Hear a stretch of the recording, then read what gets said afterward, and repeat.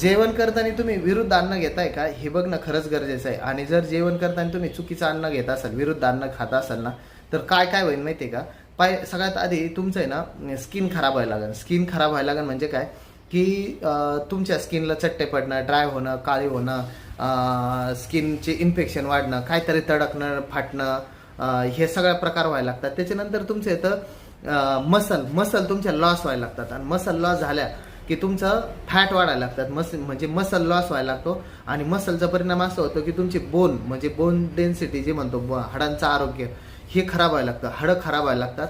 आणि हाडांमधलं जे काय सगळं रचना असते ती सगळी खराब व्हायला लागते. तर ते हे पण व्हायला लागतं. नंतर जॉईंट खराब व्हायला लागतात. आणि हे सगळं का झालं? फक्त विरुद्ध अन्न खाल्लं म्हणून पोट खराब झालं.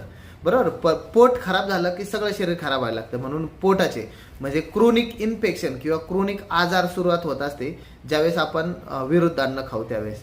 तर विरुद्ध अन्न खायचं नाही, चांगलं सोबत सगळं सारखं अन्न खायचं. एका वेळेस एक खा, खूप ग्रेट की तुम्हाला ते पचलं पाहिजे. आणि ते न पचता दुसरं पण खायचं नाही. तर हेल्दी राहायचं तर विरुद्ध अन्न टाळायचं.